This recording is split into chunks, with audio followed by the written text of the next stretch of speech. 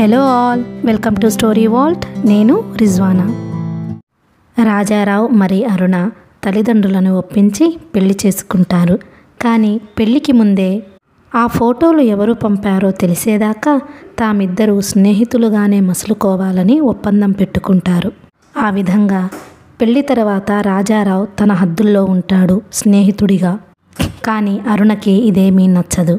తను రాజారావుని తిడుతూ అవమానిస్తూ ఉత్తరం రాసినందుకు రాజారావు తన మీద ఈ విధంగా పగ తీర్చుకుంటున్నాడని భావిస్తుంది.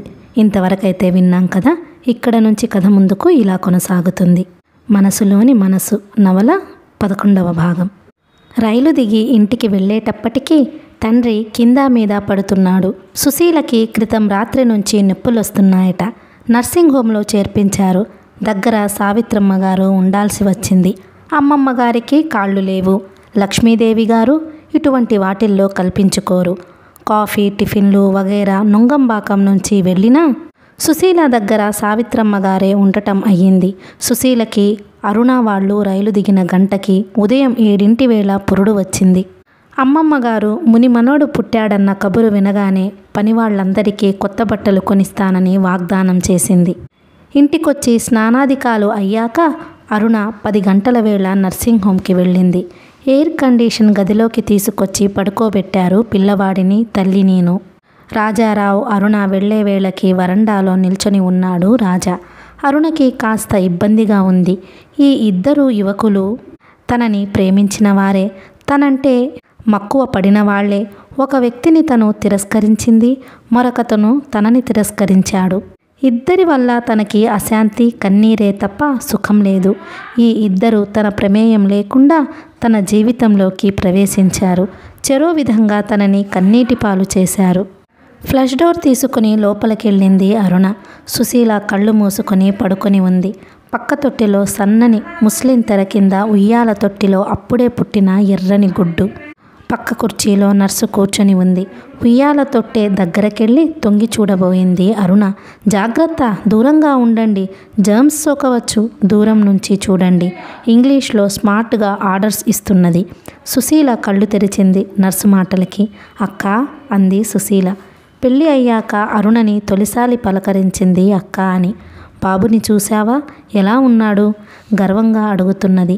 నిజానికి తొట్టెలో పిల్లవాడు అరుణ కంటికి అందంగా కనిపించలేదు. ఎర్రగా ఒళ్ళంతా ముడతలు పడ్డ ముసలివాడిలా కనిపించాడు. వాడు గుప్పెట్లు మూసుకొని లోకం మీద యుద్ధం ప్రకటిస్తున్నాడు. ఊరికే ఒళ్ళు విరుచుకుంటూ బాగున్నాడు, తెల్లగా ఉన్నాడు, ఎన్ని పౌన్లు ఉన్నాడుట? 6.5 అంది నర్స్ తనే కన్నంత గర్వంగా. ఎప్పుడొచ్చావు? బావ కూడా వచ్చారా? అడిగింది సుశీల. బయట ఉన్నారు, లోపలికి పిలవనా? పిలువు, బాబుని చూస్తారు అంది సుశీల. అరుణకి తల్లి మాటలు జ్ఞాపకం వచ్చాయి. సుశీల నిజంగా తన పైన అనుమానపడిందా?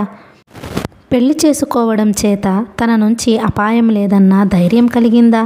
అప్పా చెల్లెళ్ళు కూడా ఇలానే ఆలోచిస్తారా? భర్త అనేటప్పటికీ స్త్రీకి వావి వరుసలు జ్ఞాపకం ఉండవు కాబోలు. రాజారావు లోపలికొచ్చాడు. ఒక 2 నిమిషాలు పిల్లవాడిని చూసి బయటికెళ్ళిపోయాడు. రాత్రికి మేము రాజమండ్రి వెళుతున్నాం. మళ్ళీ ఎప్పుడొస్తావు?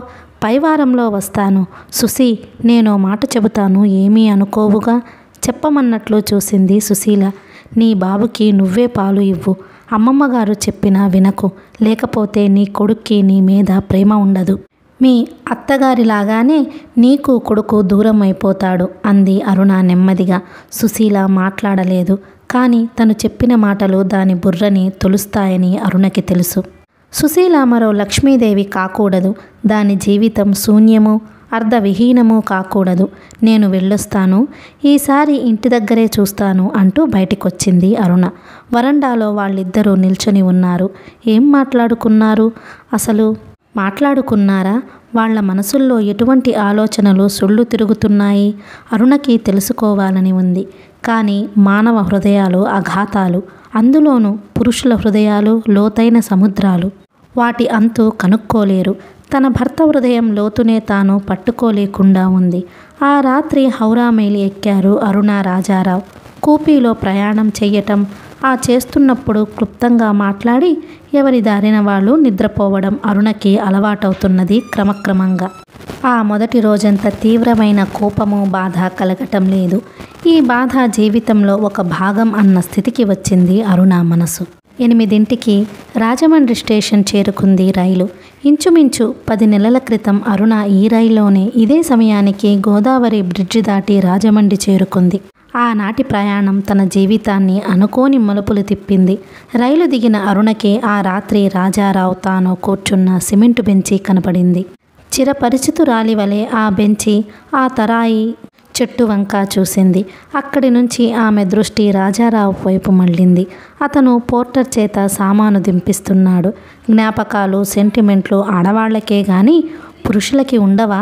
తనని కవ్వించి, తనని మాటలతో పల్టీలు కొట్టించి, తనని ప్రసన్నురాలిగా చేసుకోవాలని ప్రయత్నించిన రాజారావుకి ఆ సాయంత్రం జ్ఞాపకం లేదా? ఆ రాత్రి అతని స్మృతి పథం నుంచి పూర్తిగా మరుగైపోయిందా? స్టేషన్లో ట్యాక్సీ తీసుకున్నాడు రాజారావు. ఊరుకు కాస్త దూరంగా ప్రశాంతమైన చోటున వాళ్ళ ఇల్లు ఉంది. దాన్ని గార్డెన్స్ అంటారు. ఇంచుమించు ఆ గార్డెన్స్కి చివర అన్నమాట అన్నాడు రాజారావు ఇంటి ఫోటోగ్రఫీ చెబుతూ. ఇల్లు చిన్నదిగా ఉంది. డాబా ఇల్లు. చుట్టూ కాంపౌండ్ గోడ, మధ్యన చిన్న గేటు. గోడ మించి ముద్దబంతి పువ్వులు రోడ్డు మీద వెళ్ళేవారిని పలకరిస్తున్నాయి. బంతిపూలకి పక్కగా ముద్ద గన్నేరు పువ్వులు. గేటు ముందు కారు ఆగేటప్పటికీ ఎవరా అని తొంగి చూసింది ఒక మధ్య వయసు స్త్రీ. సన్నగా ఎర్రగా ఉంది ఆమె. నేత చీర కట్టుకుని ఉంది. కారులో నుంచి దిగుతున్న రాజారావుని చూసి ఆమె కళ్ళు ఒక్కసారి వెలుగుతో మెరిసినాయి. గబగబా గేటు దగ్గరకొచ్చి గేటు తీశారు. రాజారావుతో పాటు దిగిన అరుణని చూసి ఆమె వీధిలోకి వచ్చింది. అరుణని చెయ్యి పట్టుకుని లోపలికి రామ్మా అంటూ తీసుకెళ్ళింది.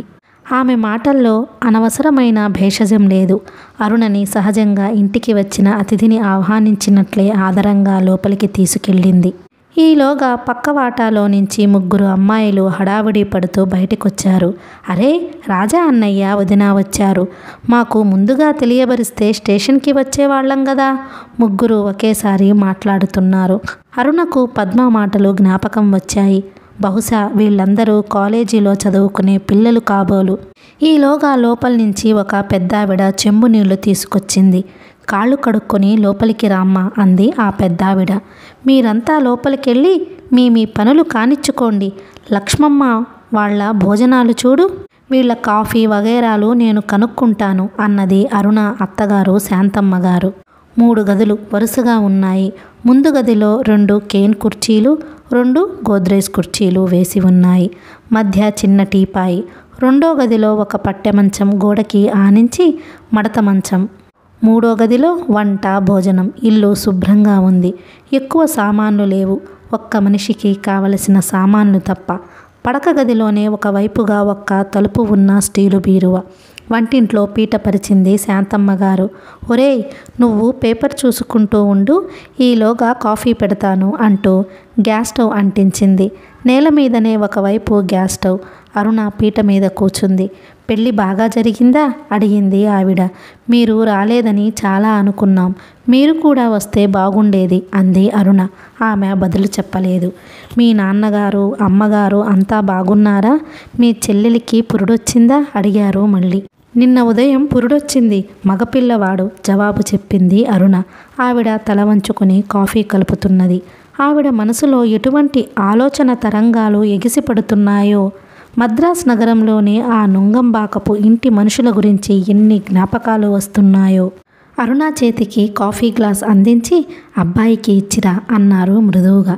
అరుణ లేచి వెళ్ళి కాఫీ గ్లాస్ రాజారావుకి ఇచ్చింది. అతను పేపర్లో నుంచి తల ఎత్తి అరుణ వంక చూసి, దుద్దులు పెట్టుకున్నావన్నమాట. నేను చెబుదామనుకున్నాను. ఐఆమ్ గ్లాడ్ అన్నాడు మామూలుగా. అరుణ వంట ఇంట్లోకి తిరిగి వచ్చింది. దొడ్డివైపు నుంచి అప్పుడప్పుడు కుతూహలమైన కళ్ళు పని కల్పించుకు ఇటువైపు వచ్చే చీర కుచ్చిళ్ళు కనిపిస్తున్నాయి అరుణకి. మీరు స్కూల్కి వెళ్ళండి, నేను ఇంట్లో ఉంటాను అంది అరుణ మెల్లగా. మీరున్న 4 రోజులు లీవ్ పెడతాను. నా క్యాజువల్ లీవ్ చాలా ఉంది. అన్నారు ఆమె క్లుప్తంగా. ఆమెను చూస్తే ఎక్కువ మాట్లాడడానికి జంకుగా ఉంది అరుణకి. చేతికి ఒక జత బంగారు గాజులు, మెడలో ఒంటిపేట గొలుసు తప్ప ఆమె ఒంటి మీద ఏ నగలు లేవు. సాదా నేత చీర కట్టుకొని ఉన్నారు. తెల్లగా ఉన్న జుట్టుని మెలిపిట్టి ముడివేసుకున్నారు. ఆమె కళ్ళు ఒక సమయంలో శాంతితోనూ మరో సమయంలో వేదనతో ఉన్నట్లు తోచింది అరుణకు. ఒకప్పుడు పెద్ద కళ్ళే అయి ఉండాలి. కళ్ళు గుంటలు పడ్డట్లుగా ఉన్నాయి. ఆమె వయసులో అందంగా ఉండి ఉండాలి. ఒకప్పుడు అందెగత్తె అయి ఉండాలనుకుంది అరుణ. రాజమండ్రిలో 3 రోజులుంది. ఒక రోజున సినిమాకి తీసుకెళ్లాడు రాజారావు. రెండో రోజున గోదావరి ఆనకట్ట వైపుగా తీసుకెళ్లాడు. ఆనకట్టకి ఎదురుగా సర్ ఆర్థర్ కాటన్ శిలా విగ్రహం చూపించాడు. ఈ శ్వేత జాతీయుని ముందు చూపు వల్ల గోదావరి ప్రాంతాలు అన్నపూర్ణ ఎలా అయ్యింది వివరించాడు. ఇప్పటికీ కొందరు బ్రాహ్మణులు సూర్యునికి ఆర్ఘ్యమిస్తూ ఆయన పేరు తలుచుకుంటారుట అన్నాడు రాజారావు. నిజంగానా? అడిగింది అరుణ. ఎక్కడో పత్రికలో చదివాను. 3వ రోజు సారంగధర మెట్టువైపు అరుణని తీసుకెళ్లాడు. రాజమండ్రి వీధుల్లోని మురికి, సైడు కాలువలు, పందులు, పశువులు, వీరవిహారం ఆశ్చర్యంగా చూసింది అరుణ. ప్రతిరోజు అరుణ అత్తగారిని వెంటరమ్మని పిలిచేది. ఆవిడ నాకు అలవాటు లేదు, ఇల్లు స్కూలు ఈ రెండే నాకు తెలిసినవి, మీరిద్దరూ వెళ్ళండి అని తప్పించుకునేది. మీ అమ్మగారు కూడా మనతో వస్తే బాగుండేది. ఆవిడ రాదు. నువ్వు అడిగి ప్రయోజనం లేదు. అమ్మకి స్కూల్ ఇల్లు, ఇల్లు స్కూల్ ఈ రెండూ తప్ప బయట ప్రపంచంతో సంబంధం పూర్తిగా తెంచుకుంది. శాంతమ్మ గారు పక్క వాటాలోకెళ్ళి పడుకొని తను పడుకునే గది నూతన దంపతులకిచ్చింది. అరుణ సిగ్గుగాను ఆమెని మోసగించినట్లుగాను ఫీల్ అయ్యేది. ఆమె పక్క వాటాలోకి వెళ్ళక గోడకున్న మడత మంచం వాల్చుకొని పడుకునేది. ఉదయం తను లేవగానే రాజారావు ఆ మంచం మడిచి గోడకి ఆంచి పెట్టేవాడు. పైకి ఒక్క మాట తెలియకుండా ఈ ఏర్పాటు ఇద్దరికీ అనువుగా ఉంది. ఉదయం వేళల్లో సాయంత్రాలు పక్కవాటాలో ఉన్న పిల్లలు వచ్చి కబుర్లు చెబుతుండేవారు. వాళ్ళందరూ రాజారావుతో అన్నయ్య అన్నయ్య అని కబుర్లు చెప్పటం చూస్తున్నప్పుడు అరుణ అతనిపై తాను మోపిన నేరం పూర్తిగా విస్మరించింది. ఆడపిల్లలతో ఇంత చనువుగా తిరిగే వ్యక్తి అటువంటి నీచమైన పని చేసి ఉండడు అనిపించేది. అయితే ఆ ఫోటోలు ఎవరు పంపారన్నది జవాబు లేని ఒక ప్రశ్నలాగా అరుణ మనసులో నిలిచిపోయింది. ఆ ప్రశ్నకు జవాబు దొరక్కపోయినా పర్వాలేదు అన్న స్థితికొచ్చింది అరుణ. కానీ రాజారావు ఆ ప్రశ్నకు జవాబు దొరికేదాకా తన పట్టుదల వదిలిపెట్టేట్టు లేడు. శాంతమ్మ గారి మంచం పక్కనున్న అల్మారాలోని పుస్తకాలు తీసి చూసింది అరుణ ఒక రోజున. అందులో తనకి నచ్చేవి ఏమన్నా ఉంటాయేమోనని, పుస్తకాల ద్వారా అత్తగారి అభిరుచి కనిపెట్టవచ్చునని. అన్నీ రామకృష్ణ మిషన్ వారి ప్రచురణలే. వివేకానందలు, రామకృష్ణలు ఈ ఇద్దరి రచనలే ఉన్నాయి ఆ అల్మారాలో. తాతగారు వేదాంత గ్రంథాల వెనక దాక్కుంటారు అన్నాడు రాజారావు ఆనాడు. బహుశా ఈమె కూడా ఈ వేదాంత గ్రంథాల వెనక దాక్కుంటున్నారేమో. నిన్ను మద్రాసులో దించేసి నేను కాకినాడ వెళ్ళిపోతాను అన్నాడు రాజారావు సారంగధర మెట్ట దగ్గర తమ భవిష్యత్తు నిర్ణయిస్తున్నట్లు. మీరెందుకు మళ్ళీ ఛార్జీలు దండగా? నన్నిక్కడ రైలు ఎక్కించండి, అక్కడ దిగి వెళ్ళిపోగలను. నిన్ను ఒంటరిగా పంపను. మీ అమ్మగారు నువ్వు ఒంటరిగా రైలు దిగి కాకినాడకి వెళ్ళటం లేదు అన్న విషయం బయటపడేసరికి నిన్ను చాలా ఇబ్బంది పెడతారు అనవసరమైన ప్రశ్నలతో.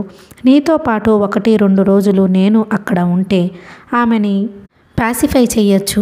ఆ రోజు భాస్కర్ ముందే ఆవిడ ఈ సంగతి ఎత్తారు. మీరు మటుకు ఏం చెబుతారు? పూర్వం చెప్పిన కారణమే కదా. అదే కారణాన్ని నీకంటే నెమ్మదిగా చెబుతాను. నేను పక్క నుండి సర్దినప్పుడు మీ అమ్మగారికి నాన్నగారికి అంత అనుమానాలు రావు. వస్తే రానివ్వండి. వాళ్ళ అనుమానాలతో మీ నిర్ణయం మారదు కదా అంది అరుణ కొంత నిరాశగా. ఇక్కడ నిర్ణయాలు అన్నప్పుడు మన ఇద్దరి మధ్య ఉండిపోవలసిన విషయం.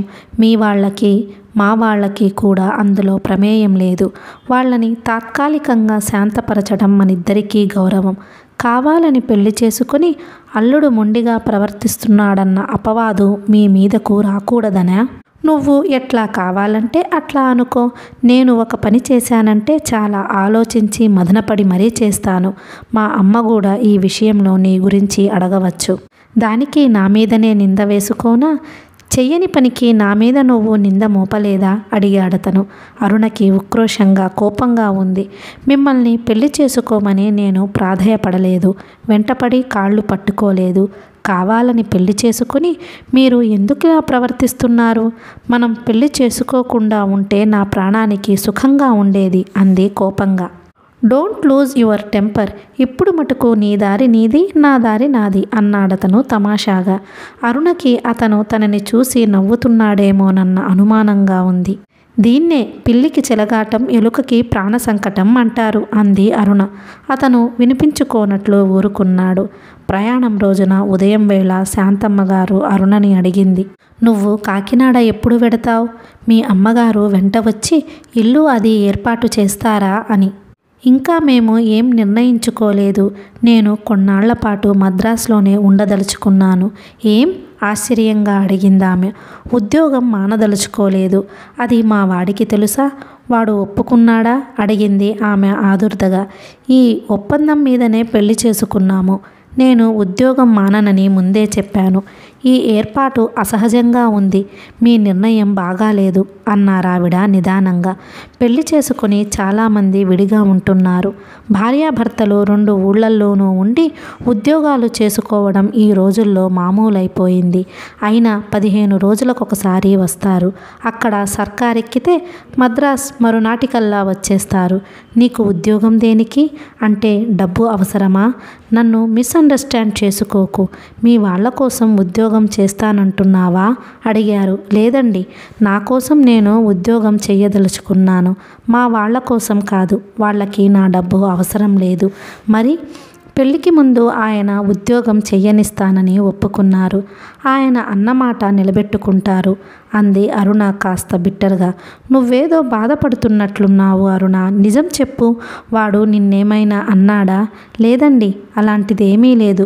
ఐఎమ్ ఎక్స్ట్రీమ్లీ హ్యాపీ అంటూ అక్కడ నిల్చోలేక ముందు గదిలోకి వెళ్ళిపోయింది. అతను చెవియొగ్గి వింటున్నాడు. మీరు దొంగచాటుగా వినక్కర్లేదు. ఎదురుగుండా ఒకటి, వెనక ఒకటి చెప్పే అలవాటు నాకు లేదు అంది తీవ్రంగా. I am glad. అది చాలా మంచి అలవాటు అన్నాడు ఏమీ ఎరగనట్లు. కొత్త చీర తెప్పించి అరుణకి కట్టుకోమని ఇచ్చారు శాంతమ్మగారు. ఆవిడ బొట్టు పెట్టడం వగైరా ఏమీ చెయ్యలేదు. మధ్యగదిలో టేబుల్ మీద చీర పెట్టి, ఆ చీర కట్టుకో, మొదటిసారి నా దగ్గరకొచ్చావు అన్నారు. అరుణ చీర కట్టుకొని ఆమె కాళ్ళకి దండం పెట్టపోతే ఒప్పుకోలేదు. దూరంగా జరిగారు. మీరు కొత్త కాపురం పెట్టబోతున్నారనుకుని బ్యాంకు నుంచి డబ్బు కూడా డ్రా చేశాను. అది మీకు అవసరం లేదనుకుంటా. వెనక్కి పంపెయ్యనా? ప్రస్తుతం వద్దండి అంది అరుణ తల ఎత్తకుండా. ఆమె స్టేషన్కి రాలేదు. ఆ మధ్యాహ్నం 4ంటికి స్టేషన్కొచ్చారు. రైలు టైంకి వచ్చింది. రైలు కదలగానే అరుణ పత్రిక చేతిలో పుచ్చుకుంది. అతను ఏమీ మాట్లాడలేదు. భోజనం విషయంలో తప్ప అతను దేనిలోనూ పంతం పట్టడం లేదు. అన్నం తను తినను అంటే రాజారావు కూడా ఆకలి లేదంటూ మానేస్తాడు.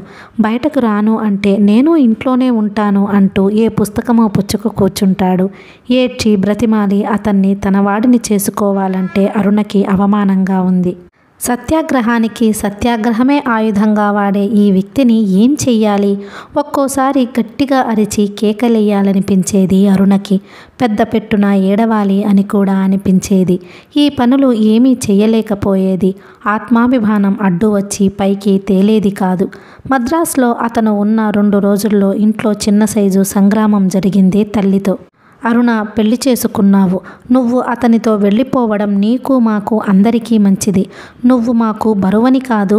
నీ పెళ్ళి, నీ పరిస్థితులు అందరిలాంటివి కావు. ఈ ఉద్యోగం అని ఇక్కడ కూర్చుంటానంటే నేను ఊరుకోను అంది సావిత్రమ్మగారు మొండిగా. ఏం చేస్తావు? పట్టి బలవంతాన అతని వెంట పంపేస్తాను. అమ్మా, బలవంతం పెట్టి నా చేత ఏ పనులు చేయించలేవు. అది బాగా జ్ఞాపకం పెట్టుకో. నేను ఉద్యోగం చెయ్యడానికి నా మొగుడికి అభ్యంతరం లేకపోతే మధ్యన నీకెందుకు? నా కూతురివి కాబట్టి. రేపు నలుగురు మీ మధ్యన అభిప్రాయ భేదాలు ఉన్నాయని అంటారు కాబట్టి. పెళ్ళి అయిన ఆడవాళ్ళు ఎంతమంది ఉద్యోగాలు చేయటం లేదు? వాళ్ళంతా వేరు. నీ విషయంలో మనం ఎంత అల్లరి పడ్డామో నువ్వు మర్చిపోయి ఉండొచ్చు. నేను మర్చిపోలేదు. రేపు మీ అమ్మమ్మగారే అంటారు, వాడు దీన్ని వదిలేసిపోయాడని. అనని ఆవిడ నోటికి విలువ లేదు. నీ దృష్టిలో విలువ లేకపోవచ్చు. నేను మటుకు ఒక్క క్షణం నీ ఒంట్లో ఉండనివ్వకపోతే ఏదన్నా లేడీస్ హాస్టల్లో ఉంటాను. నేను మేజర్ని, పెళ్ళి కూడా అయ్యింది. ఆ విషయం మర్చిపోకు. నీకు ఇవేం బుద్ధులే? మొదటి నుంచి ఇలా తిక్కగానే పనులు చేస్తున్నావు. మీరు అనవసరంగా హైరాణ పడుతున్నారు. నేను ఈ ఊర్లో ఉద్యోగం కోసం ప్రయత్నిస్తున్నాను. Government job. రిజైన్ చేస్తే మళ్ళీ ఛాన్స్ ఉండదు.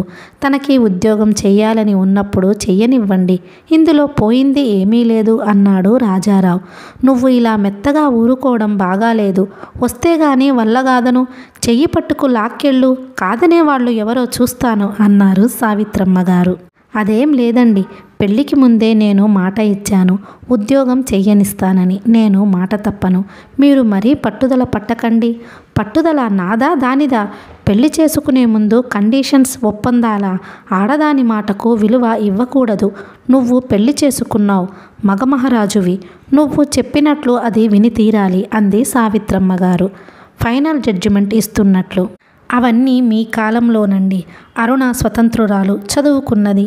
తన ఉద్దేశాలని కాదని అనడానికి ఎవరికీ హక్కు లేదు, నాకు కూడాను.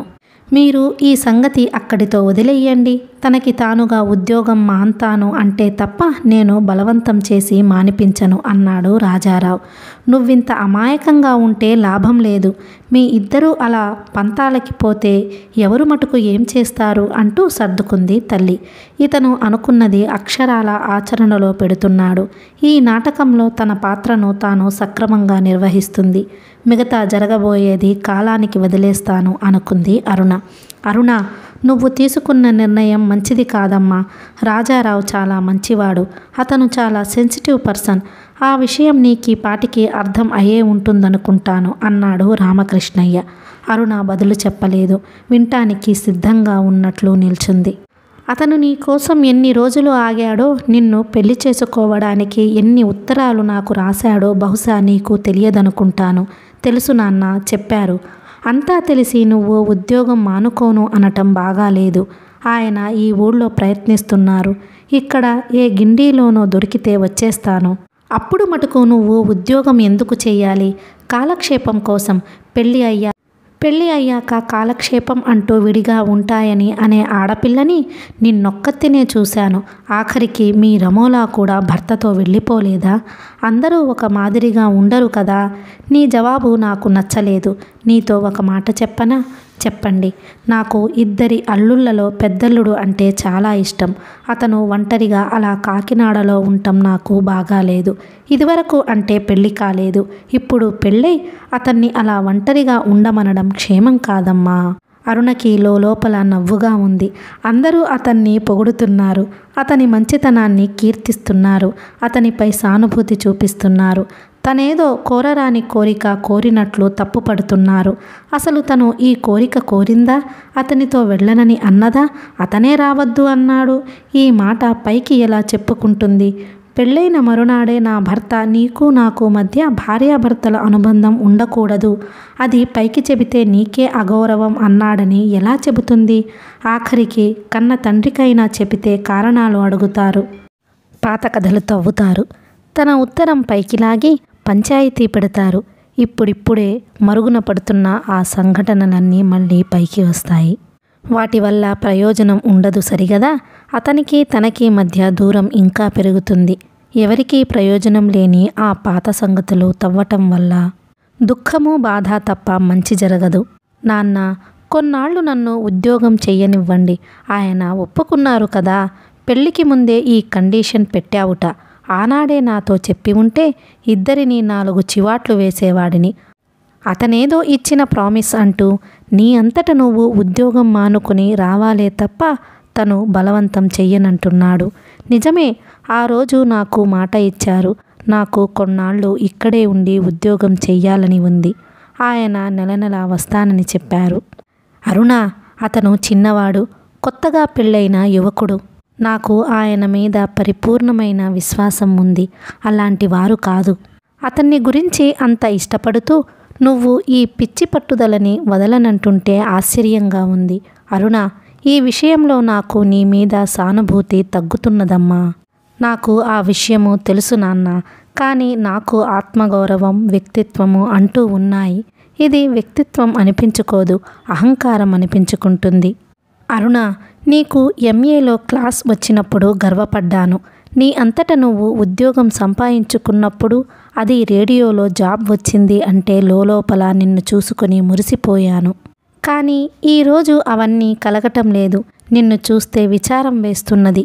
ఎదురుగుండా ఉన్నది బంగారమో ఇత్తడో కూడా పోల్చుకోలేనంత అవ్యక్తత, అహంకారం నీలో ఉందంటే నాకు సిగ్గుగా ఉంది అంటూ పక్కకి వెళ్ళిపోయారు రామకృష్ణయ్య గారు.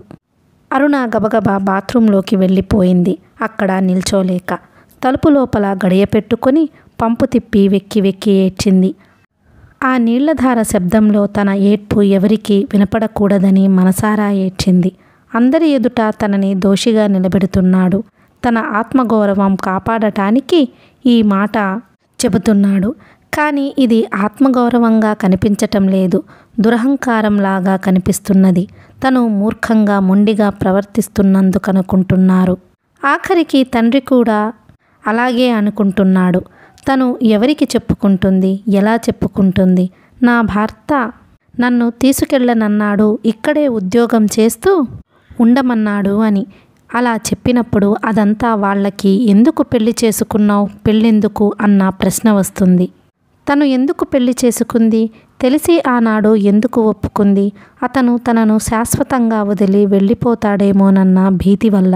అతన్ని పెళ్లి అయ్యాక తన వైపు తిప్పుకోగలననుకుంది.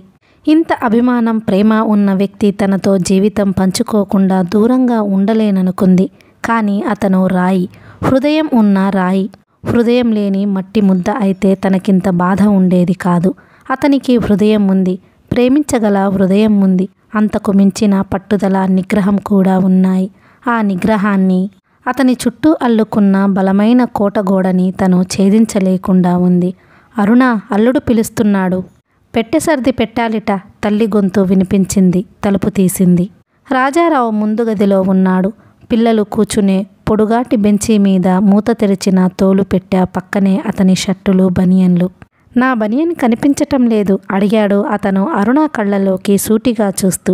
అరుణ తల తిప్పుకుంది. అతను తన ఎర్రని కళ్ళని గమనించకూడదని. ఏయ్ సిల్లీ, పెద్దవాళ్ళు ఏదో అంటారు, అదంతా నువ్వు సీరియస్గా తీసుకోకూడదు అన్నాడతను భుజం మీద చెయ్యి వేసి. తన స్పర్శ అతనిలో ఎటువంటి అనుభూతిని కలిగించదా? తనకి 2 చేతులు అతని మెడ చుట్టూ వేసి ఆ గుండె మీద తలపెట్టుకొని పెద్ద పెట్టున ఏడవాలనిపిస్తున్నది. ఆ చెయ్యిని వదలకూడదనిపిస్తున్నది. అతను మామూలుగా అందరితో మాట్లాడినట్లే తనతోనూ మాట్లాడుతున్నాడు.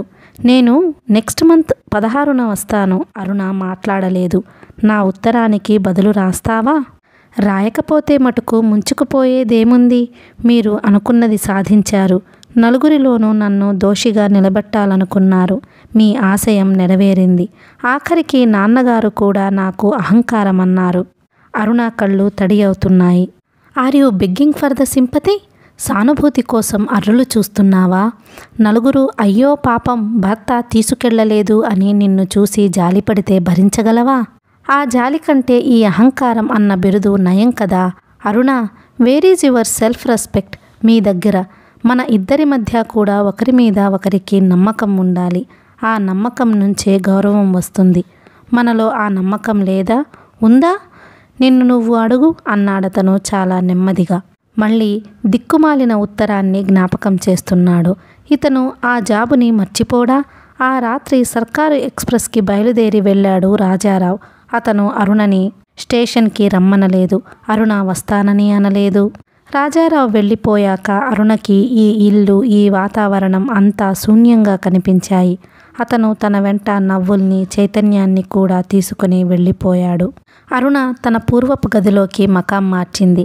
7 ఏడాది క్రితం సుశీల పక్క మంచం మీద పడుకుని ఉండేది. సుశీల పెళ్ళి అయిపోయి అత్తవారింటికి వెళ్ళినప్పటి నుంచి 2వ చెల్లెలు ఆ మంచం మీద పడుకుంటున్నది.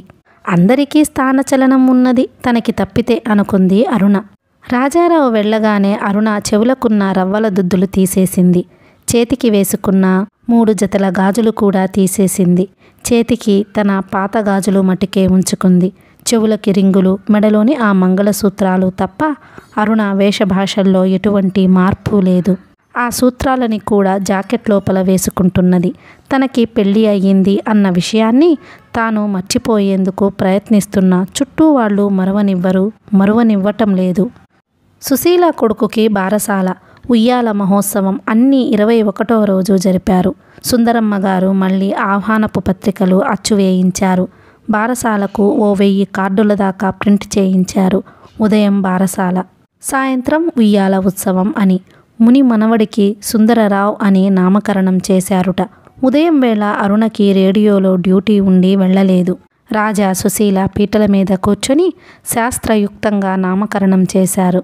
అమ్మమ్మగారు చక్రాల కుర్చీ మీద కూర్చొని తంతు అంతా సక్రమంగా జరిపించారు. ముని మనముడిని కని ఇచ్చిన సందర్భంలో సుశీలకి ఒంటిరాయి రవ్వ ముక్కు పుడక చేయించి ముక్కు కుట్టించారు అమ్మమ్మగారు. ముని మనమడుకి బంగారు మొలతాడు, కాళ్ళకి బంగారు గొలుసులు, చేతికి చిన్న చిన్న గాజులు చేయించారు. ఆవిడ వంశం నిలబడినందుకు ఊరిపోతున్నది. సాయంత్రం ఉయ్యాల పేరంటానికి అరుణని తప్పకుండా రమ్మని కబురొచ్చింది. అరుణ ఇప్పుడు నా పెద్ద మనముడి భార్య, అది సుశీల అప్పగారు అని కాదు. ఇంటి పెద్ద కోడలిగా వచ్చి పేరంటం జరిపించాలి. హుకుం జారీ చేసింది అమ్మమ్మగారు. అరుణకి వెళ్ళాలని లేదు. అమ్మమ్మగారి కళ్ళు ఎక్స్రే కళ్ళు. ఆమె శల్య పరీక్షకు తాను తట్టుకోలేదు. ఆమె వెళ్ళిన మరుక్షణంలో తనకి రాజారావుకి మధ్య అనుబంధం ఏర్పడలేదని కనిపెట్టేస్తుంది. గుచ్చి చూసే ఆ కళ్ళు చాలా విషయాలని గ్రహిస్తాయి. అమ్మా, నేను రాకపోతే ఏం, నువ్వు వెళ్ళు, చెల్లెళ్ళు నువ్వు వెళ్ళండి అంది అరుణ అయిష్టంగా. ఆవిడ నీకు అమ్మమ్మగారే, ఆ విషయం మర్చిపోకు. వాళ్ళు ఎంత అనుకున్నా సమయం వస్తే అంతా ఒకటే అవుతారు. రేపు మీ ఆయన కూడా కష్టం కలగవచ్చు. నువ్వు వస్తేనే బాగుంటుంది అంది సావిత్రమ్మగారు. అరుణ సాదా పట్టు చీర తీసింది కట్టుకునేందుకు. అరుణ, పెద్ద పట్టు చీర కట్టుకో, మీ ఆయన ఇష్టపడి కొన్నాడు. తెల్ల చీర, అది కట్టుకో, మీ అత్తగారు ఇచ్చిన దిద్దులు పెట్టుకో, గొలుసు గాజులు కూడా. గంగిరెద్దులాగా నేను అవన్నీ పెట్టుకురాను, నాకు సిగ్గుగా ఉంటుంది. నువ్వు పెట్టుకురాకపోతే నాకు సిగ్గుగా ఉంటుంది. నువ్వు 2 చేతులకి ఆ 8 జతలు వేసుకుని తీరాలి. చెవులకు కమ్మలు కూడా పెట్టుకోవాలి. ఈరోజు నేను చెప్పినట్లు విని తీరాల్సిందే అంది గంభీరంగా. అరుణ మాట్లాడకుండా తల్లి వెనక బయలుదేరింది. ఆనాడు అమ్మమ్మ గారిని ఎదిరించి పెళ్లి చేసుకోనని చెప్పాక అరుణ ఈ గుమ్మం తొక్కలేదు. అదే కారు, అదే రంగయ్య, గేట్లు, అదే ఇల్లు. కానీ తను మటుకు ఆనాటి అరుణ కాదు. ఆనాటి ఆశలు, ఉత్సాహము ఈనాడు తనలో ఎక్కడ వెతికినా కనిపించవు. ఎన్నో మనుపులు తిరిగి తను ఒక స్తబ్దత్వంలోకి పడిపోయింది. గమ్యం లేకుండా అయిపోయింది తన జీవితం. ఆవరణంలోని పెద్ద చెట్లకి రంగురంగుల బల్బులు వెలుగుతున్నాయి. గేటుకి లోపలగా ఒకవైపు తురాయి చెట్టు, మరోవైపు ఎర్ర తంగేడు 2 చిరపరిచితుల వలె అరుణని పలకరించాయి. రంగుల బల్బులతో అక్కడ ఉన్న అశోక చెట్లకు, గుబుర్లుగా కత్తిరించిన బోగన్ విల్లాలకి కూడా బల్బులు అలంకరించారు. చెట్లన్నీ దీపాలతో మిలమిలమంటున్నాయి. అమ్మమ్మగారు ఎప్పుడూ కూర్చునే వరండాలో స్తంభాలన్నిటికీ ట్యూబ్ లైట్లు పెట్టారు. ఆ లైట్ల కాంతిలో వరండా పట్టపగలులాగా వెలిగిపోతున్నది.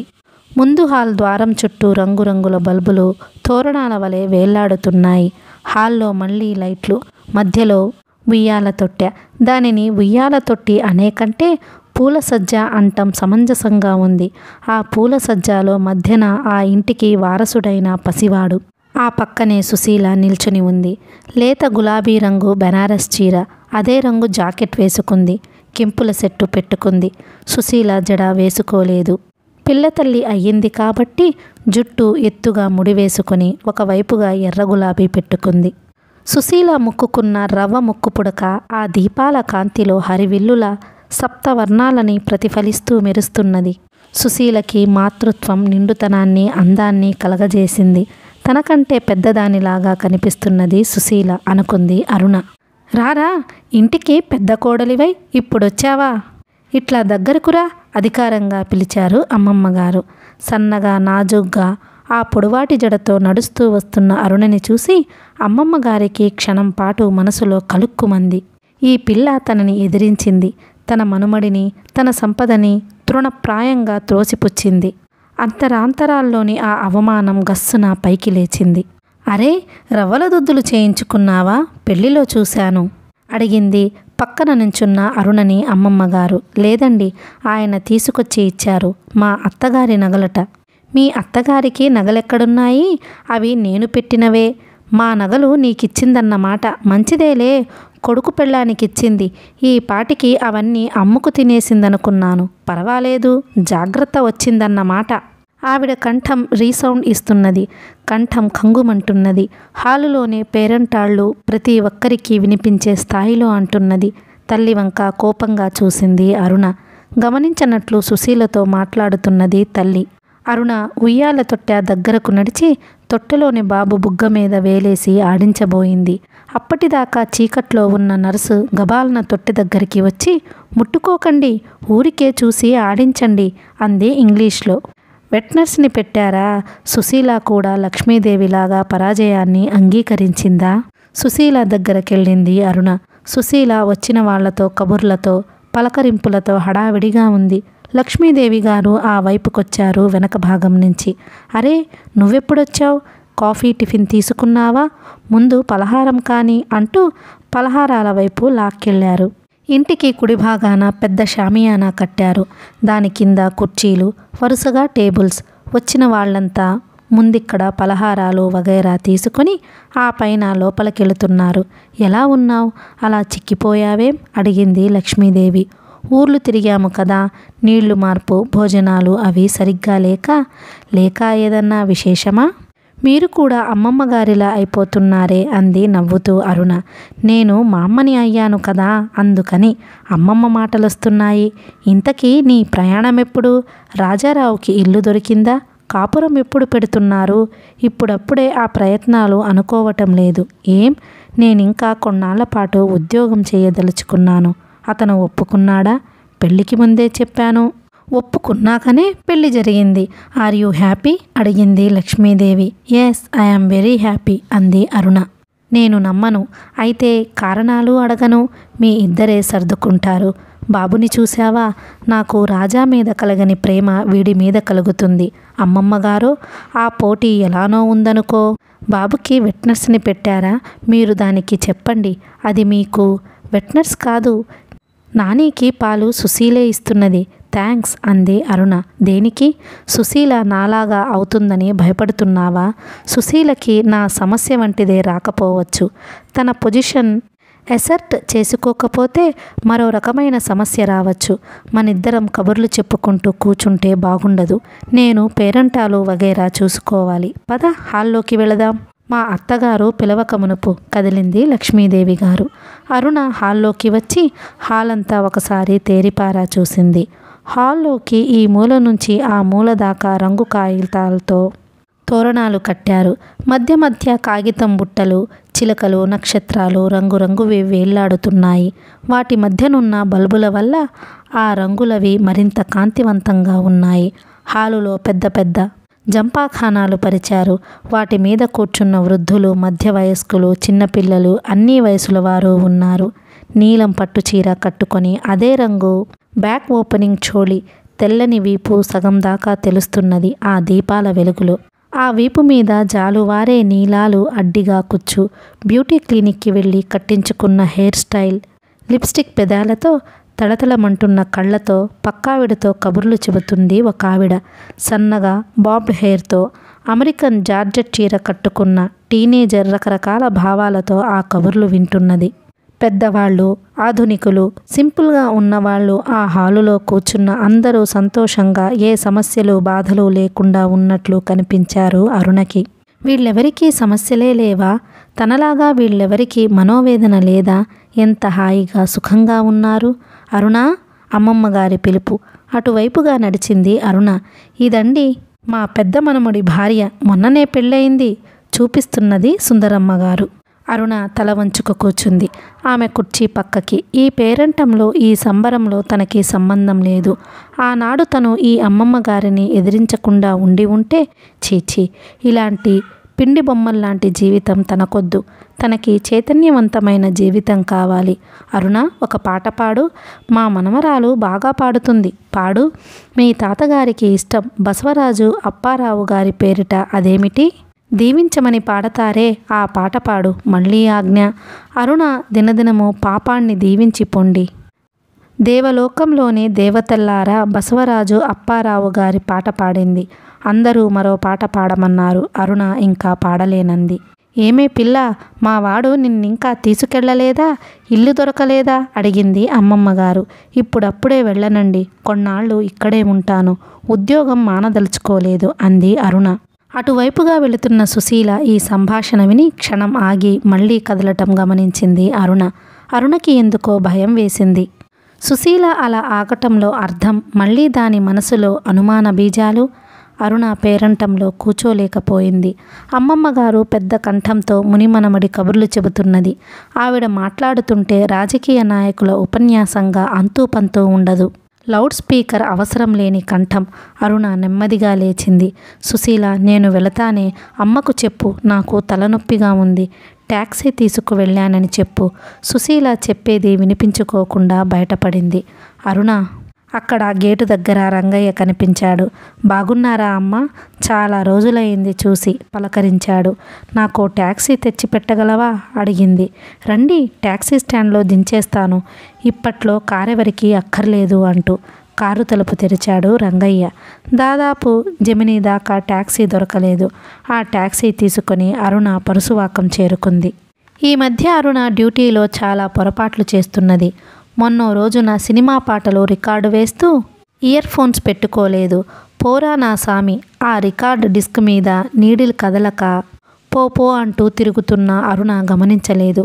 కంట్రోల్ రూమ్లో నుంచి ఇంజనీర్ పరిగెత్తుకొచ్చి గబాలున ఛానల్ మూసేశాడు.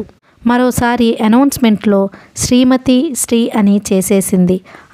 ఆ టాకర్కి కోపం కూడా వచ్చింది. అరుణ వెంటనే పొరపాటు సర్దుకొని మళ్ళీ శ్రీమతి అని అనౌన్స్ చేసిన రేడియో వాళ్లంతా నిర్లక్ష్యంగా ఉంటున్నారని ఎస్డీకి ఉత్తరం రాసిపడేసింది ఆ టాకర్. ఈ పొరపాట్లన్నిటికీ భాస్కర్ చేత చివాట్లు తింటున్నది తరచు. ఈ చిన్న తప్పులని భాస్కర్ చివాట్లతో సరిపుచ్చినా ఒకరోజు రికార్డు చేసిన టేప్ కనిపించకపోవటంతో అతని కోపం తారస్థాయినందుకుంది. క్రితం రోజు రికార్డు చేశారు ఒక ప్రసంగం. టేపు మీద నెంబరు డేటు వేయమని భాస్కర్ స్పుల్ అరుణకి అప్పజెప్పి అర్జెంటు పని ఉందని వెళ్ళిపోయాడు. మరునాడు మధ్యాహ్నానికి ఆ ట్యాక్ షెడ్యూల్ అయి ఉంది. 1:30కి టాక్ ఉందనగా 11ంటికి భాస్కర్ టేప్ పట్టుకురమ్మన్నాడు చెకింగ్కి. సాధారణంగా రికార్డ్ చేసి టేప్ని బ్రాడ్కాస్ట్కి ముందు ఒకసారి వేసుకుని చూసుకుంటారు. అందులో అనవసరమైన భాగాలు తీసేయడం, శబ్దం యూనిఫామ్గా వచ్చిందో లేదో చూసుకోవడం. అరుణ లాకర్లో చూసింది టేప్ కోసం. కనిపించలేదు. లాకర్ అంతా కింద పైన గాలించినా స్పూల్ టేప్ కనిపించలేదు. అరుణకి ముచ్చెమటలు వస్తున్నాయి. టాకర్కి చెక్కు కూడా ఇచ్చేశారు క్రితం రోజున. ఇంకా 1:30 సేపే వ్యవధి ఉంది. ఆ టేప్ కనిపించకపోతే ఇది తన సర్వీస్కి బ్లాక్ మార్క్ అవుతుంది. ఇది పెద్ద నేరం కిందనే వస్తుంది. నాలిక తడి ఆరిపోతున్నది. భాస్కర్ ఉగ్రరూపం ధరించి గట్టిగా అరుస్తున్నాడు అరుణ మీద. నువ్వు ఎవరిని ఉద్ధరించడానికి రేడియోకి వస్తున్నావు? నీకు డ్యూటీ మీద శ్రద్ధ లేకపోతే ఇంట్లో కూర్చో. ఈ ఉద్యోగం కోసం 10 మంది క్యూలో నిల్చున్నారు. ఇక్కడికి కబుర్లు చెప్పటానికి కాలక్షేపానికి రానక్కర్లేదు. ఆ టేప్ కనబడకపోయిందో విషయం చాలా దూరం వెళుతుంది. భాస్కర్ ఇలా కోప్పడడం ఎప్పుడూ వినలేదు అరుణ. కళ్ళు మసగలు కమ్ముతున్నాయి. చేతులు వణుకుతున్నాయి. వెతికిన లాకరే మళ్ళీ వెతుకుతున్నది. తమిళ్ సెక్షన్ నుంచి జానకి రంగరాజన్ చేత్తో టేప్ పుచ్చుకుని, అరుణ, ఇదిలో తెలుగు వస్తుంది చూడుమీ, ఏదో తెలుగుదా అంటూ టేప్ అరుణ చేతికి అందించింది. అరుణకి పోయిన ప్రాణం వచ్చింది. ఆనాటి ప్రోగ్రాం ఒడిదుడుకులు లేకుండా సవ్యంగా వెళ్ళిపోయింది. కానీ భాస్కర్కి మటుకు కోపం తగ్గలేదు. 3 రోజుల పాటు అతను చిటపటలాడుతూనే ఉన్నాడు.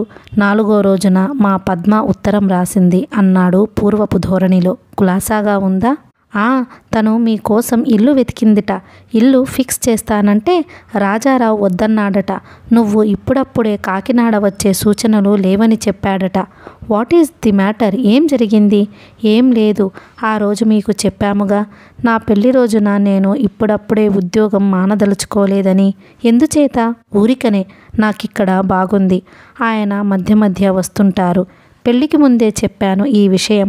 ఆయన ఒప్పుకున్నారు. Aruna, I am ashamed of you అన్నాడు భాస్కర్ కోపంగా. వై? అడిగింది. రాజారావు చాలా ఫైన్ మ్యాన్. నువ్వు అతనికి తగవనుకుంటా. నేను పొరపాటు చేశాను. వాడు నిన్ను పెళ్లి చేసుకుంటానంటే ఎంకరేజ్ చేశాను. కానీ వాడి జీవితం నువ్వు ఇట్లా రెక్ చేస్తావనుకోలేదు. నేను రెక్ చేశానా? అడిగింది రోషంగా. మగవాడు పెళ్ళి ఎందుకు చేసుకుంటాడు? తోడు కోసం. తనకు వండిపెట్టి కష్టసుఖాలు కనుక్కునే భార్య కోసం. ఇంటికొచ్చేటప్పటికి ఎదురు వెళ్ళే అమృత హృదయం కోసం. అంతేగాని 100 మైళ్ళ దూరంలో కూర్చొని ఉద్యోగం చేసే దానికోసం కాదు పెళ్ళి. ఆ సంగతి ఆయన ఒప్పుకునే చేసుకున్నాడు. ఏడిశాడు. నాతో ఒక్క మాట అని ఉంటే వద్దని చెప్పేవాడిని. ఇప్పుడు మటుకు మించిపోయింది ఏమీ లేదు. ఆయన్ని మరో పెళ్లి చేసుకోమనండి. Keep quiet. నిన్ను చూస్తే నాకు మా పద్మని చూసినట్లుండేది. పోలికల్లోనే తప్ప బుద్ధుల్లో పద్మ నీలాంటిది కానందుకు నాకు సంతోషంగా ఉంది. అది వాళ్ళ ఆయన్ను ఒక్క క్షణం విడిచిపెట్టి ఉండదు. పెళ్ళంటే అలా ఉండాలి. ఉద్యోగం చేసుకోదలుచుకున్న దానివి పెళ్ళెందుకు చేసుకున్నావు? ఆయన చేసుకుంటానని అడిగారు కాబట్టి. అరుణ, స్త్రీకి ఆత్మాభిమానం ఉండవచ్చు, ఆత్మవిశ్వాసం ఉండొచ్చు, కానీ అది దురాభిమానం కాకూడదు. మా పద్మకి ఈరోజే రాసేస్తాను. ఎవరు ఎలా పోతే నీకేం? వాళ్ళ విషయాల్లో నువ్వు కల్పించుకోవద్దని. అరుణ తల ఎత్తలేదు. కనురెప్పలతో కన్నీటిని బలవంతాన ఆపుకుంటున్నది. రెప్పలు తెరిస్తే కన్నీటి బొట్లు ఆగకుండా టేబుల్ మీద పడతాయి. భాస్కర్ తన బాధని చూడకూడదు. అతను తనని అహంకారి అన్నాడు, దురహంకారం అన్నాడు. ఈ మాటలు అతనొక్కడే కాదు, తండ్రి కూడా అన్నాడు. తన నోరు కట్టేసి అందరి ముందు తనను దోషిగా నిలబెట్టి ఆనందిస్తున్నాడు రాజారావు. తన ఒక్క ఉత్తరానికి 1000 ఉత్తరాల సాటి బాధిస్తున్నాడు. అరుణకి ఈ పరిసరాల నుంచి, ఈ మద్రాస్ నుంచి దూరంగా వెళ్ళిపోవాలని ఉంది. 2 సార్లు విఫలమైన తన వైవాహిక జీవితం గురించి తెలియని కొత్త వారి మధ్యకి వెళ్ళాలి. తనకి ఎవరు సహాయం చేస్తారు? ఈ మధ్య భాస్కర్ కూడా తన పట్ల ఉదాసీనంగా ఉన్నాడు. ఇంట్లో తల్లి తండ్రి తన విషయం పట్టనట్లు ఊరుకుంటున్నారు. ఎట్లా? ఎల్లుండి సర్కారులో వస్తున్నాను. వుడ్లాండ్లో దిగుతాను. ఆ 3 రోజులు నాతో ఉంటే బాగుంటుంది. మీ అమ్మ వాళ్లకు చెప్పు. రాజారావు దగ్గర నుండి జాబు వచ్చింది. అతనిలో మార్పు వచ్చిందా, లేక నలుగురి కోసం వస్తున్నాడా? అరుణ స్టేషన్కి వెళ్ళింది రిసీవ్ చేసుకునేందుకు. ప్లాట్ఫారం మీద అరుణని చూసిన అతని కళ్ళు ఒక్కసారి ఉత్సాహంతో తళుక్కుమన్నాయి. మరుక్షణం మామూలుగా ఉన్నాయి. అతను చిక్కిపోయినట్లు, సన్నబడ్డట్టు అనిపించింది అరుణకి. అరుణ, ఇంత చిక్కిపోయావేం? నల్లబడ్డావు. ఒంట్లో బాగోలేదా? చెయ్యి పుచ్చుకొని అడిగాడు. మీరు చాలా సన్నబడ్డారు. అక్కడ భోజనం బాగాలేదనుకుంటా. నాకు హోటల్ తిండి అలవాటే. వెయిట్ తగ్గలేదు. 2-3 రోజులుగా ల్యాబ్లో ప్రెషర్ ఎక్కువగా ఉంది. మొన్న రాత్రంతా ల్యాబ్లోనే ఉన్నాను. పోనీ పైవారం రాకపోయారా? సెలవు ఉండదు. రైల్లో బాగా నిద్రపోయాలే. అతను స్లీపర్లో వచ్చాడు. తనను అన్నిసార్లు ఫస్ట్ క్లాస్లో తీసుకెళ్లాడు. సాధ్యమైనంత వరకు కూపేలో తీసుకెళ్లాడు. తన స్వతంత్రానికి డబ్బు ఖర్చు పెట్టుకోడా? హోటల్కా ఇంటికా? అడిగాడు రాజారావు. ముందు హోటల్కెళ్ళి సామాను పడేసి ఇంటికెళదాం అంది అరుణ. ఇద్దరిలో రైలు దిగినప్పుడు ఉన్న ఉత్సాహం, సంతోషం మాయమైపోయింది. ఇద్దరు రెండో వారిని జాగ్రత్తగా గమనిస్తున్నారు. ఇద్దరి మధ్య ఉన్న ఆ మంచుతెర కరిగిపోతోందా, కరిగిపోనుందా అన్న ప్రశ్న నిశ్శబ్దంగా నిల్చుండిపోయింది. అతను డబుల్ రూమ్ బుక్ చేశాడు. AC double room. రూమ్లో ఫ్రిడ్జ్, టెలిఫోన్, సన్నని ఛానల్ మ్యూజిక్, విశాలంగా చల్లగా ఉంది. స్నానం చేసి వస్తాను. బెల్ నొక్కి బ్రేక్ఫాస్ట్ ఆర్డర్ ఇవ్వు. ఏం తీసుకుంటారు? ఏదో ఒకటి. నీకేది ఇష్టమో ఆర్డర్ ఇవ్వు. బాత్రూంలోకి వెళ్ళాడు. అరుణ ఫోమ్ రబ్బర్ పరుపు మీద 2 దిళ్ళు అడ్డంగా వేసుకుని ఆనుకుని పడుకునుంది. అది పడక కాదు, కూర్చోవడము కాదు. ఒక పక్కకు వరిగి ఏటవాలుగా కూర్చుని ఉంది. బ్రేక్ఫాస్ట్ ఆర్డర్ చేసి కూర్చుని ఉంది. అతను తల తుడుచుకుంటూ బయటకొచ్చాడు. బాత్రూమ్ శాండిల్స్ వదిలి తడికాళ్ళు తుడుచుకుంటూ పడుకున్న అరుణ వంక చూశాడు తేరిపార. అరుణ మామిడి చిగురు వెంకటగిరి జరీ చీర కట్టుకుని ఉంది. తెల్లని బ్లౌజ్, పమిట కిందనున్న మంగళసూత్రాలు అతనిని ఛాలెంజ్ చేస్తున్నాయి. అరుణని గమనించనట్లు అతను తలదువ్వుకోవడం మొదలుపెట్టాడు. అద్దంలో నుంచి అతని ప్రతిబింబాన్ని గమనిస్తున్నది అరుణ. ఆ రూంలోని గాలి, చల్లదనం అన్నీ స్తంభించినట్లు ఉన్నాయి. ఆఖరికి ఎయిర్ కండిషన్ చేసే సన్నని చప్పుడు కూడా ఆగిపోయినంత నిశ్శబ్దం. అరుణ రెప్ప వాల్చకుండా అతని వంకే చూస్తున్నది. డోర్ బజర్ శబ్దమయ్యింది. బాయ్ బ్రేక్ఫాస్ట్ తీసుకొచ్చాడు 2 ట్రేలలో. రాజారావు షర్టు వేసుకుని అరుణ చేతికి ఇడ్లీ ప్లేట్ అందించాడు. ప్యాట్లో నుంచి డికాషన్ వంచి కాఫీ కలిపి ఇచ్చాడు. నీ ప్రోగ్రాం ఏమిటి? రేడియోకి వెళ్ళలా? అడిగాడు రాజారావు. లేదు, 3 రోజులు సెలవు పెట్టాను. గుడ్. అయితే ఈ మధ్యాహ్నం మహాబలిపురం వెళదాం. మీ ఇంటికెళ్ళి మీ వాళ్ళకి కనపడి వచ్చేప్పుడు 4 చీరలు తెచ్చుకో. బట్టలు సర్దుకునే ఉంచుకున్నాను. 4 రోజులకి కాదు, మీతో పూర్తిగా వచ్చేయడానికి అంది అరుణ మాటల్ని ఒత్తి పలుకుతూ. ఇప్పుడు కాదు, దానికింకా సమయం రాలేదు. ఈ 4 రోజుల బట్టలు చాలు. నేను ఇక్కడ నుంచి వెళ్ళకపోతే ఈ ఊళ్ళో చీరల షాపులు చాలా ఉన్నాయి. నిన్ను రూమ్లో పెట్టి నేను మీ ఇంటికెళ్ళి చీరలు తెస్తాను. ఇంతేకాదు, బిగ్గరగా నవ్వాడతను. చేతుల్లో ఉన్న కాఫీ కప్ మొహం మీదకు విసిరాలనిపించింది అరుణకి. ఆ నవ్వు, ఆ ఆధిక్యత, వాటన్నిటినీ తుడిచివేయాలి. అతన్ని తన పాదక్రాంతుణ్ణి చేసుకోవాలి. మధ్యాహ్నం 2 గంటలకి ట్యాక్సీ తీసుకుని మహాబలిపురం వెళ్ళారు. అక్కడికి చేరుకునే వేళకి 3:30 అయ్యింది. భగీరథుని తపస్సు, రాతి రథాలు చూసుకొని షోర్ టెంపుల్ చేరుకునే వేళకి చీకటి పడింది. ఆ రోజున తదియ. చంద్రకాంతి అప్పుడప్పుడే సముద్రాల మీదకి ప్రవహిస్తున్నది. మహాబలిపురంలోని సముద్రం బంధించిన ఆదిశేషువులాగా నురగలు కక్కుతున్నది. ఆ నురగలు గట్టు మీదకి తుళ్ళి తుళ్ళి పడుతూ దుముకుతున్నాయి. ఇక్కడి సముద్రం ఒక్కోసారి వయ్యారంగా కెరటాలు ఉయ్యాలలూగుతున్నట్లుగా కనిపిస్తాయి. అది సావకాశంగా నడిచే నిండు గర్భిణి వలె భారంగా నెమ్మదిగా వస్తాయి కొన్ని అలలు దుముకుతూ చిందులు వేస్తూ పరిగెత్తే పసిబాలుని వలె ఒడ్డుని తాకనట్లు వెనక్కి వెళ్ళిపోతాయి. మరోసారి కోపంతో గర్జన చేసే మృగరాజు వలె కెరటం హోరుమంటూ ఒడ్డుని ఢీకొని పరాజితుడైన మృగరాజు వలె తల వంచుకొని వెనక్కి వెళ్ళిపోతోంది. అసంఖ్యాకమైన తాళ్లతో బంధింపబడిన మహాసర్పం వలె సముద్రం ఇటూ అటూ కొట్టుకుంటూ పడగలు ఎత్తి నురగలు కక్కుతున్నట్లు పైపైకి ఎగురుతూ వచ్చే ఆ సముద్రాన్ని చూస్తూ నిల్చుంది అరుణ. రాజారావు అరుణ పక్కన నిల్చున్నాడు. సముద్రపు అలలు మీదకు వస్తున్నట్లు అనిపించగానే అరుణ అడుగు వెనక్కి వేసేది.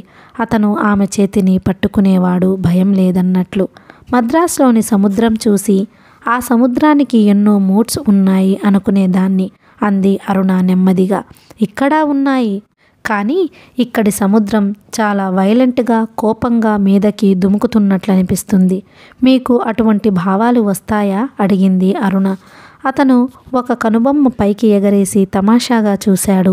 అతను అలా చూసినప్పుడు తనని చూసి నవ్వుతున్నాడు, తనను హేళనతో చూస్తున్నాడు అన్న భావం కలుగుతుంది అరుణకి.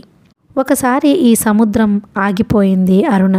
నీ మనసులోని భావాలు విగ్రహాలకి చెప్పకూడదు. విగ్రహం ముందు కొబ్బరికాయ కొట్టాలి గాని హృదయాన్ని బద్దలు కొట్టుకోకూడదు. నేను హృదయాన్ని బద్దలు చేసుకోలేదు. మీరు పొరబడ్డారు.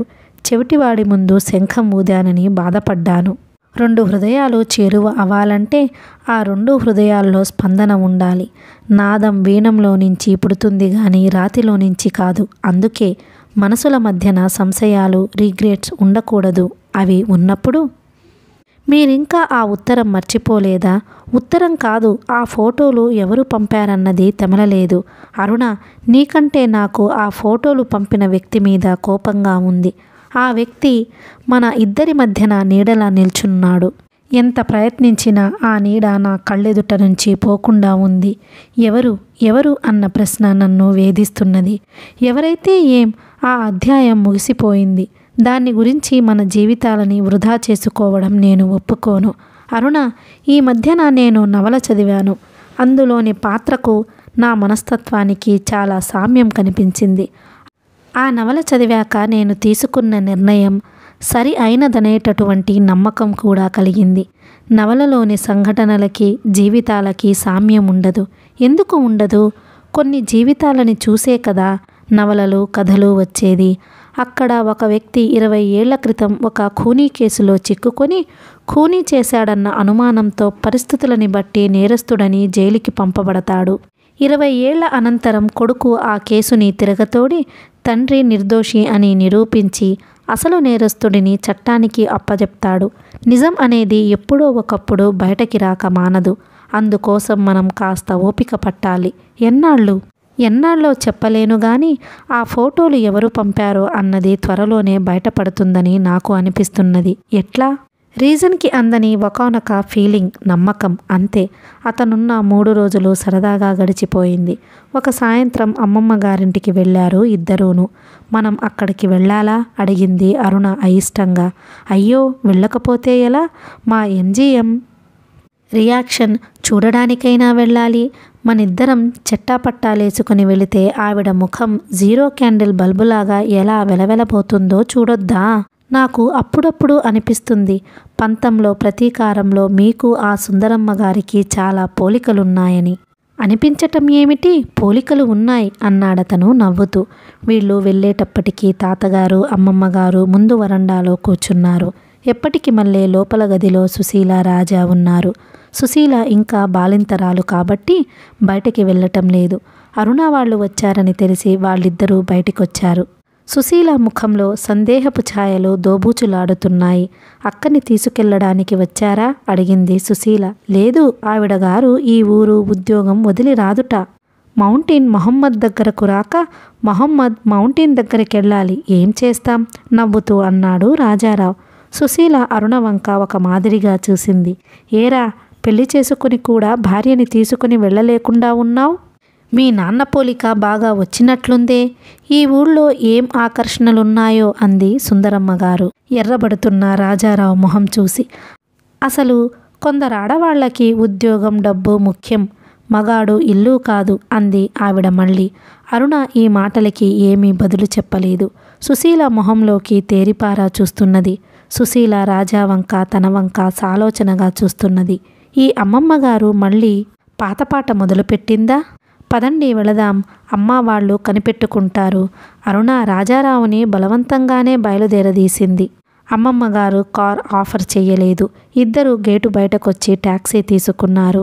మీ కళ్ళు చల్లబడ్డాయా? ఆవిడ ఎట్లా అందో చూశారా? నాకు ఈ ఊళ్ళో ఆకర్షణలున్నాయట. అంత మాట అంటుంటే మీకు రోషం రాలేదా? మీ ఒంట్లో చీమూనెత్తురు. ఆ పాపు, ఆవిడ మాటలు సీరియస్గా తీసుకోవడం నేనెప్పుడో మానేశాను. మీరు మానేసి ఉండవచ్చు. మీరు ఒకటే. అసలు మీ ఇంట్లో మగాళ్ళకి చేవలేదు. పెళ్ళాన్ని ఆ మాట అంటుంటే వింటూ ఊరుకున్నారు. మీరు రాజా కంటే ఏ విధంగా తీసిపోయారు? శక్తిలా పడుతోంది అరుణ. అరే, దేనికంత వర్కప్ అవుతున్నావు? నేను నమ్మలేదు. అందరూ ఇలానే అంటారు. మీ కుటుంబంలో ఇలా అనటం కొత్త కాదు. ఆ రోజు మీ తమ్ముడు ఇలాగే అన్నాడు. నేను నమ్మటం లేదు. నాకు అనుమానం లేదు మా గ్రానీని నమ్మించమని. వాడు నేను ఒకటేనా? ఇదివరకదాకా అనుకోలేదు. ఈ రోజుతో మీరంతా ఒకటే అనిపిస్తున్నది. దయచేసి నా మానాన్ని నన్ను వదిలేయండి. మీరు చీటికి మాటికి వచ్చి నన్ను బాధ పెట్టకండి. నా రాక నీకు బాధగా ఉందా? ఉంది. మీరు ఈ ఊరు వస్తే నాకు కష్టంగా ఉంది. అయితే రాను. నువ్వు రమ్మని పిలిచేదాకా రాను. నేను నా కంఠంలో ప్రాణం ఉండగా రమ్మనను. ఆత్మాభిమానం మీ ఒక్కరికే కాదు, నాకు ఉంది. మీ కాళ్ల మీద పడి ఏలుకోమని ప్రాధేయపడతాననుకుంటున్నారా? నేనా పని ప్రాణం పొయ్యినా చెయ్యను. ఇప్పుడే చెబుతున్నాను. నేను మీకంటే ఓ మెట్టు ముందుకే వెళుతున్నాను. మన ఇద్దరి మధ్య భార్యాభర్తల అనుబంధమే కాదు, మీరనుకునే సోకాల్డ్ స్నేహం కూడా లేదు. ఈనాటితో అది కూడా తెగిపోయింది. వెక్కి వెక్కి ఏడ్చింది అరుణ. అతను భుజం మీద చెయ్యి వేసి ఓదార్చబోయాడు. తేలు కుట్టినట్లు ఆ చేతిని విసురుగా తీసి పారేసింది. ఆ రాత్రి అరుణ హోటల్కి రానంది. తనని ఇంటి దగ్గర దింపకపోతే తెల్లవార్లు బాల్కనీలో కూర్చుని ఉంటానని బెదిరించింది. రాజారావు రాత్రి 10 వేళ అరుణని పరుసువాకంలో దించాడు. అరుణకి ఒక రకమైన విరక్తి తెగింపు కలుగుతున్నాయి. ఆ మరునాడు అరుణ హోటల్కి వెళ్ళలేదు. అతన్ని స్టేషన్కి వెళ్ళి పంపనూ లేదు. కథ కొనసాగుతుంది. మీకు ఈ వీడియో నచ్చినట్లయితే please like, share and subscribe the channel. Thank you.